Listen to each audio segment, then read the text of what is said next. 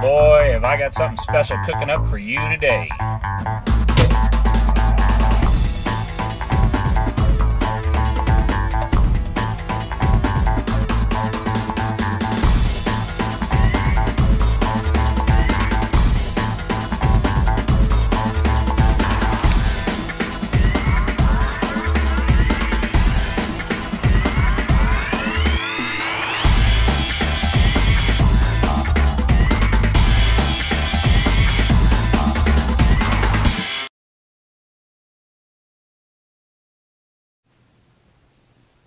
So I'm kneeling here at the edge of the world-famous Bonneville Salt Flats in Utah.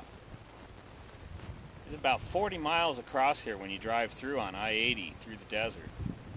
The first land speed record was set here in 1935.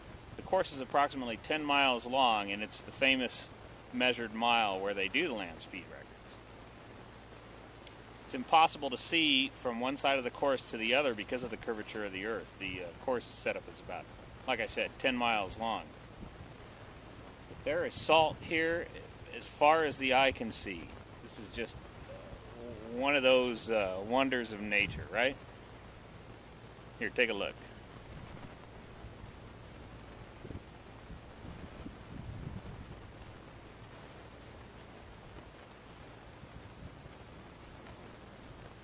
Right now it appears to be underwater because it is kind of the end of winter right now, so there's been a lot of rain, a lot of snow up in the mountains over there.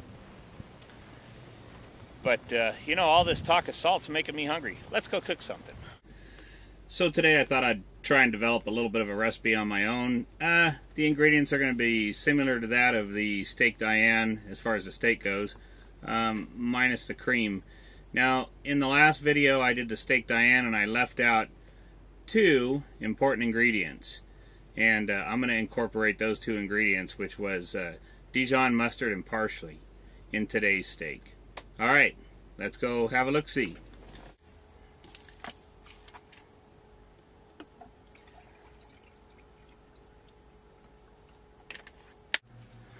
Alright, we'll start out much the same as we did last time, chopping up some vegetables and giving our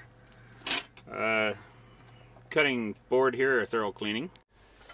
So, we're going to prepare the steak much in the same way. We're going to go ahead and season it with pepper, salt, both sides. Alright, so we're going to go ahead and get our pan nice and hot. We're going to add about 2 tablespoons of olive oil. And here's going to be my secret ingredient for the day. I'm going to use just a little bit of sesame seed oil.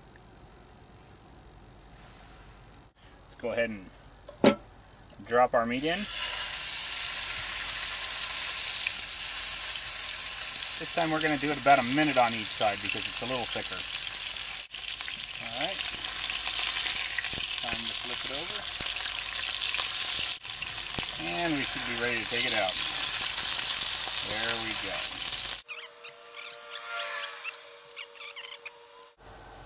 At this point I want to go ahead and add about a tablespoon of butter.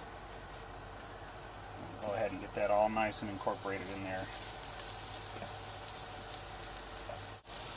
Now we can add about 2 tablespoons of Worcestershire sauce.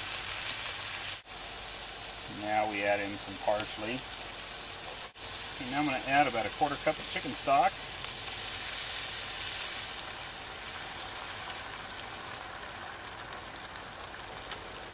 We're going to go ahead and reintroduce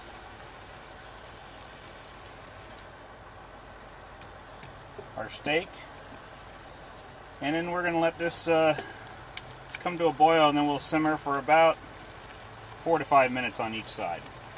Now at this point, I'm going to add just a little bit of Dijon mustard for just a little bit of heat. I believe our steak is done. And so there you have it. Well, once again, that proved to be a really good meal. I think I got a name for it too. I think we'll call it Steak Diane Lite. Because basically, it's got all the ingredients of a Steak Diane with a couple adjustments on it. one, I didn't roll out the meat. I left it as was, and it came out just fine. Two, I didn't add cream. Instead, we used chicken stock, and we let that simmer down and reduce down to almost a sauce, and that was really good. And three, I added a little sesame oil. Now, I don't think the sesame oil worked out that well. It didn't take anything away from the flavor. I didn't really taste it in the meat, but what it did do is it made my, I think sesame oil